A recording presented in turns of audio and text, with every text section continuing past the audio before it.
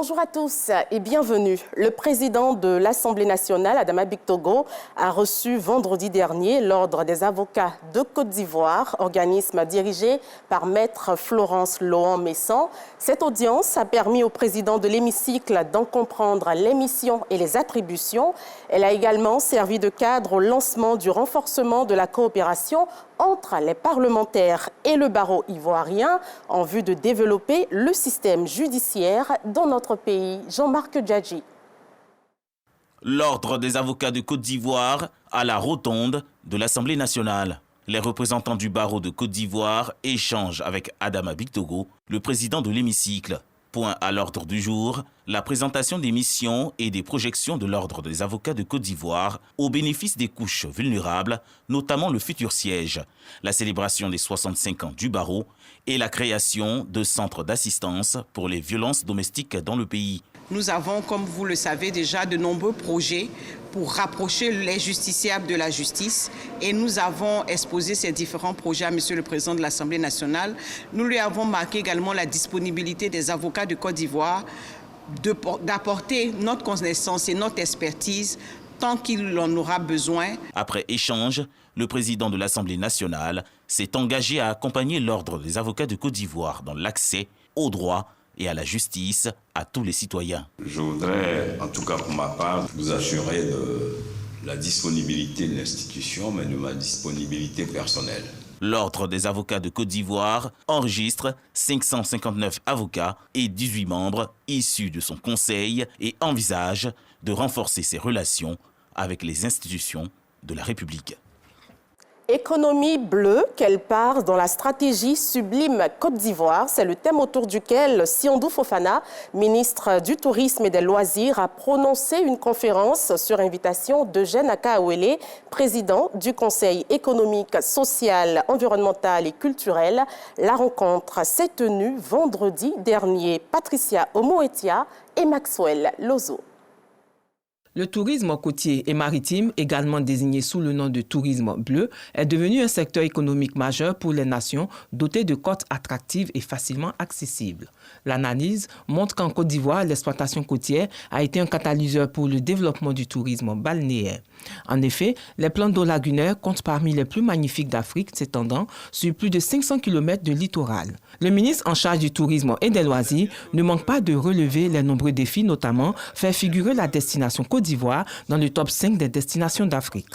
Des moments d'échange pertinents pour éclairer les préoccupations des conseillers. Au niveau des populations riveraines, il y a suffisamment de possibilités qui soient données pour que ces populations-là qui bénéficient des cours d'eau et autres dans leur région, comme vous l'avez sollicité, nous ayons la possibilité de mettre ceci en exploitation et nous commençons déjà un projet pour ce qui concerne Mans, dans cette zone, valoriser ces villages et faire en sorte qu'il y ait un centre artisanal pour ce qu'ils font et puis autour de leur plan d'eau, construire des restaurants avec des espaces de loisirs et de détente. Par ailleurs, la promotion de l'économie bleue est inscrite comme action prioritaire dans le PND 2021-2025. La conférence de ce jour nous offre l'occasion non seulement d'avoir une approche plus approfondie sur la question de l'économie bleue en lien avec la stratégie Sublime Côte d'Ivoire portée par le ministère du Tourisme et des Loisirs, mais aussi d'obtenir des réponses à certaines préoccupations, notamment le contenu de cette initiative, l'état des potentialités balnéaires dont dispose notre pays, les actions menées et les initiatives cohérentes et structurantes à même de valoriser ce que l'on pourrait appeler l'or bleu. Cette conférence, qui s'est articulée autour de plusieurs points, avait pour objectif de proposer le tourisme bleu comme un levier économique et environnemental pour les zones côtières de la Côte d'Ivoire. Rendons-nous à présent à Dakar, où il s'est tenu du 28 au 29 octobre un séminaire pour les pays d'Afrique francophone et lusophone sur les compétences numériques et l'intelligence artificielle. La délégation ivoirienne était conduite par Mariatou Koné, ministre de l'Éducation nationale et de l'alphabétisation, par ailleurs présidente de la conférence des ministres des États et gouvernements de la francophonie. Cette rencontre a été initiée par le Partenariat mondial pour l'éducation, l'UNESCO et le consortium AUF, Confemen et IFEF, OIF, Sephora Zegui. Dakar, la capitale sénégalaise, a récemment accueilli un séminaire important sur l'éducation numérique réunissant des acteurs d'Afrique francophone et lusophone. Cet événement organisé par le Partenariat mondial pour l'éducation, l'UNESCO et d'autres institutions a pour objectif de partager des connaissances sur les compétences numériques et l'intelligence artificielle dans l'éducation. En tout cas, le Covid nous a donné l'immense opportunité de nous apercevoir que cette problématique est vraiment d'intérêt majeur pour nos pays et que le numérique est aujourd'hui un véritable vecteur de développement et un gain d'opportunités. Comment on peut évaluer nos enfants, comment on peut intégrer l'intelligence artificielle dans la pédagogie, comment on peut aider les enseignants à intégrer l'intelligence artificielle dans leur quotidien. Mariatou Koné, la ministre ivoirienne en charge de l'éducation, en s'adressant à ses pairs, a souligné l'importance de cette rencontre pour bâtir des stratégies communes face aux défis du numérique dans l'éducation. Cet événement offre une belle opportunité d'échanger sur nos expériences en matière de numérique éducatif et d'intelligence artificielle, de réfléchir sur nos défis et de bâtir ensemble des stratégies qui nous permettent d'assurer un développement du numérique au service de la qualité de nos systèmes éducatifs respectifs. Cet atelier à Dakar marque un pas important vers l'amélioration de l'éducation numérique en Afrique, promettant un avenir où chaque élève pourra bénéficier des outils du numérique pour un apprentissage collaboratif et inclusif. Si vous aimez le chocolat, vous allez apprécier ce qui arrive. Il s'agit du Salon du chocolat de Paris. En dehors des dégustations, des conférences et des ateliers, un défilé de mode et des rencontres B2B pour la promotion du cacao durable et traçable ont meublé l'événement. L'ambassadeur Ali Touré en a profité pour échanger avec plusieurs personnalités du secteur du cacao et de la transformation. Delphine Blas et Traoré Zakaria sont les envoyés spéciaux de RTI 1.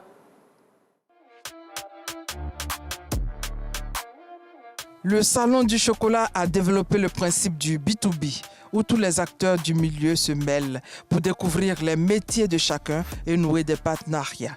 C'est le cas de la Côte d'Ivoire qui, depuis l'ouverture officielle du salon, multiplie les rencontres autour du cacao ivoirien, cacao durable et traçable.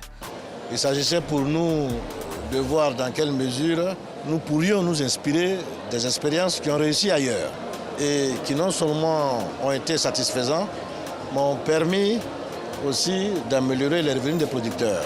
On est ici, Excellence, au Salon du chocolat de Paris. Et effectivement, ici, on est dans le berceau du cacao très très haut de gamme.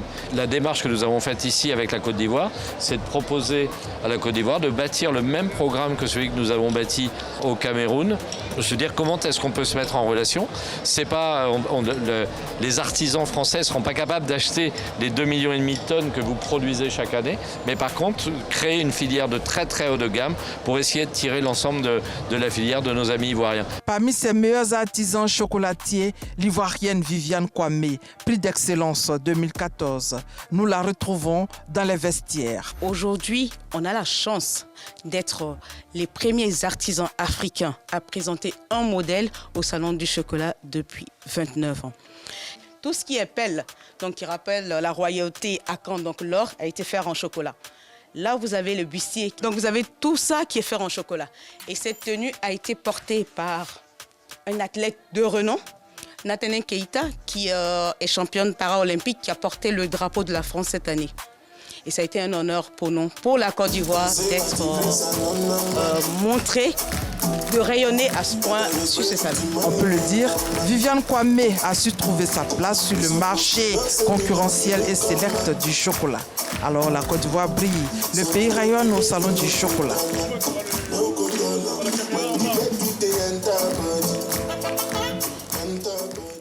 Retour en Côte d'Ivoire et direction Soubré, où l'on s'interroge comment aider la jeunesse à réussir dans la vie active, comment la rendre moins dépendante des réseaux sociaux et de certains vices.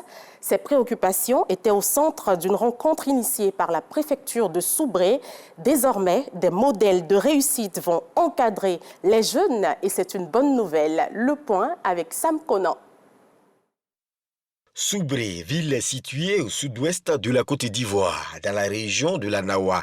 Ici, les autorités préfectorales veulent aider la jeunesse à réussir dans la vie en ayant un repère, un modèle de réussite, d'où l'organisation d'une journée dite Journée du modèle. On a fait appel à des personnalités qui ont eu un parcours qui pourrait servir de référence aux jeunes. Donc on a essayé de les mettre en contact de telle sorte que cette jeunesse-là ne soit pas influencée par les réseaux sociaux, mais plutôt par des personnes qu'ils peuvent toucher.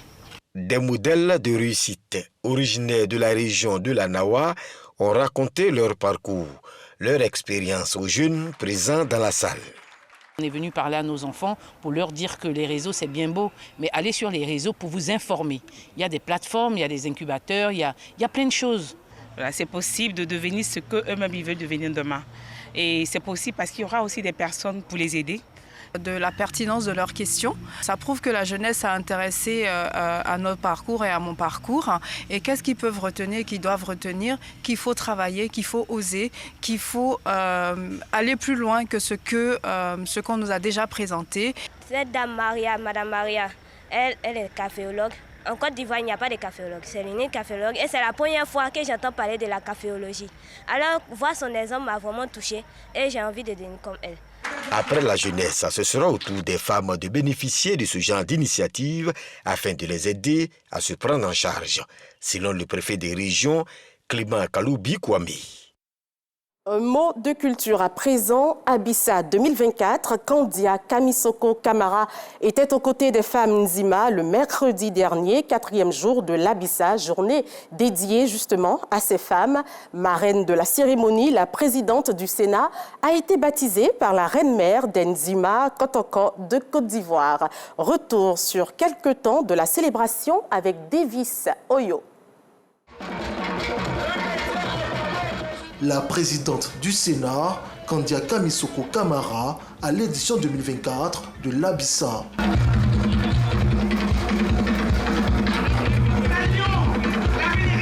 Marraine de la journée dédiée à la femme, la présidente du Sénat découvre l'importance de la femme dans la société Nzima. La preuve, la journée de mercredi lui est consacrée et placée sous le contrôle de la reine-mère d'Nzima Kotoko de Côte d'Ivoire, Nguétié et Badeu. La femme Nzima a pour mission de promouvoir la cohésion, l'entente et le vivre ensemble. Des valeurs de l'Abissa auxquelles les femmes Nzima attachent du prix. En témoigne leur pas de danse en harmonie avec le son du tam-tam sacré, le Ndombolo.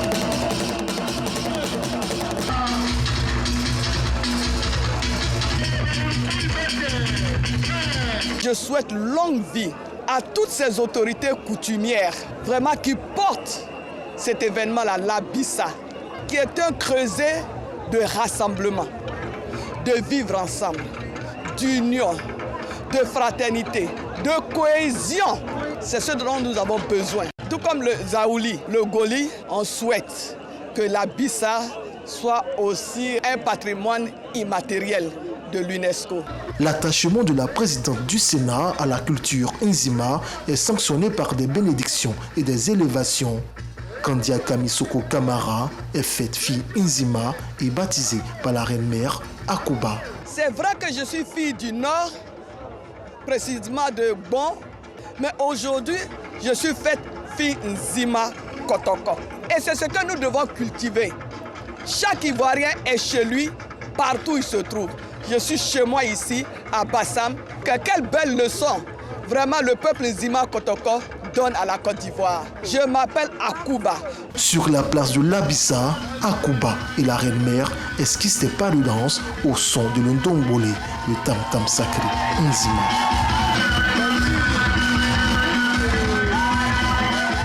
la culture ivoirienne. Dans l'actualité hors de chez nous au Tchad, les candidats ont jusqu'à ce dimanche à minuit pour déposer leur dossier de candidature aux élections législatives et locales du 29 décembre prochain.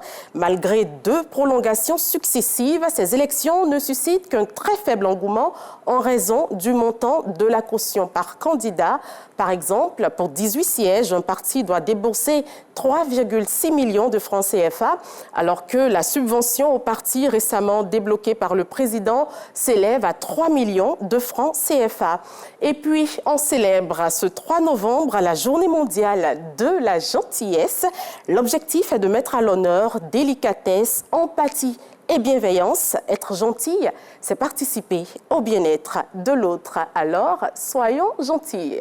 C'est ainsi qu'on termine ce 6h30. Merci de l'avoir suivi. Agréable dimanche et toujours prudence sur les routes.